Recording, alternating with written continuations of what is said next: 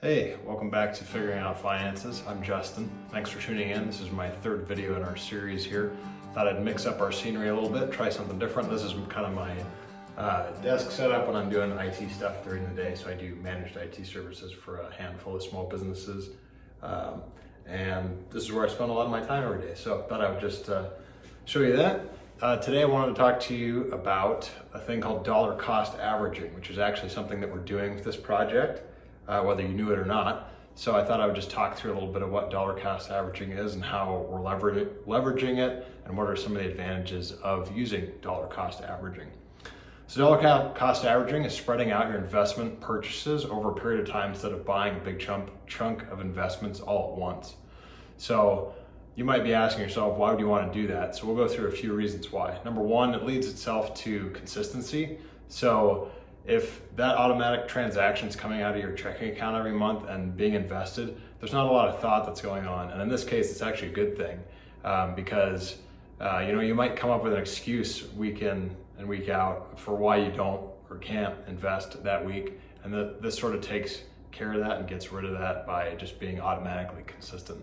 Number two, it helps take the emotion out of investing. So instead of you stressing over whether to buy or not, at a given time wondering if the market's high, so maybe you shouldn't buy, or maybe it's low.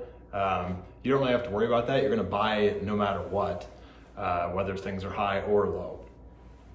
Number three, you don't have to worry about timing the market, so this kind of ties into that last one.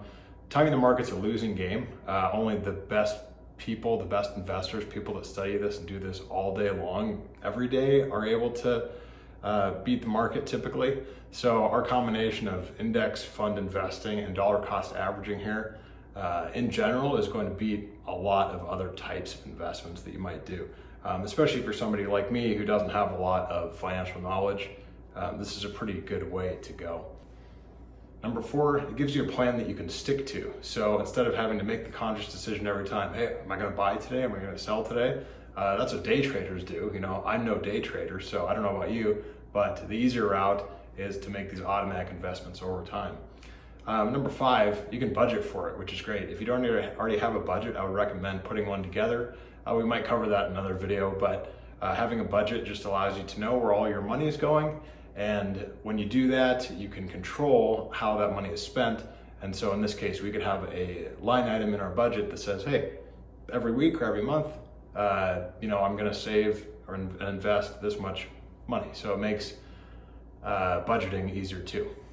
Okay, so you'll have to forgive my super high-tech whiteboard here, but I just kind of wanted to go through some of this dollar cost averaging as far as what our $1,000 investment has done so far.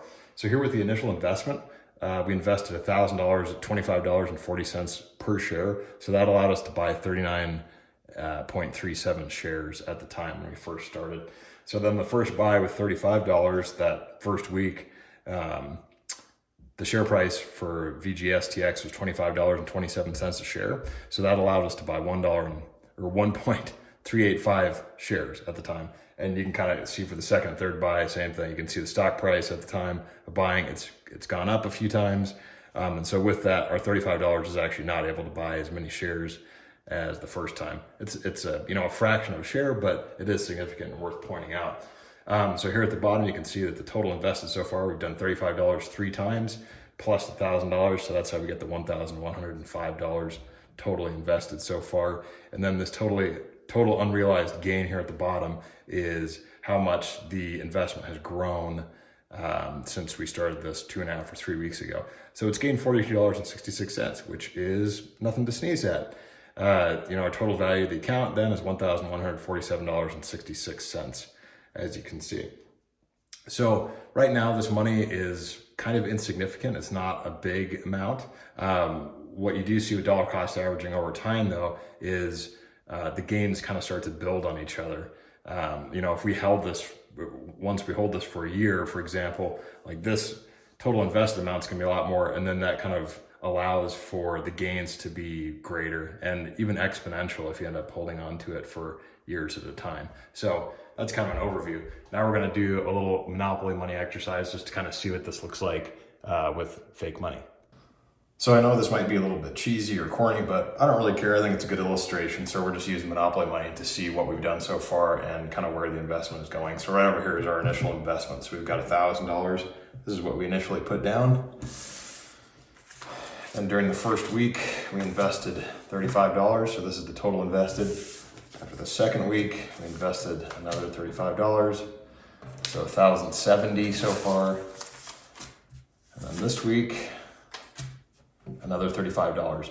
And then this is the cool part. And this is what we're after is our gain so far. I'm rounding up just $1, but this is our gain over here, $42. And what's cool about this is like, this is money we worked for, and this is money over here that we didn't work for really.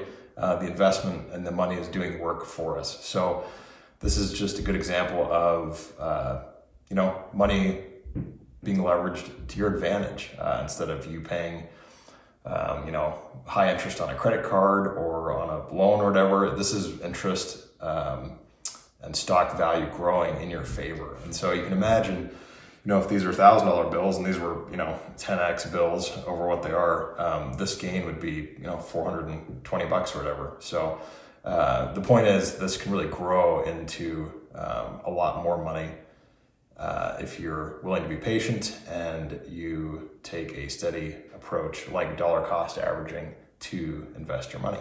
Okay, so that's all I've got for today. Just wanted to go over dollar cost averaging, kind of what we're doing with our project here, and hopefully you learned something today. And thanks for sticking around too for the update on our investing $5 a day project. We'll see you next time.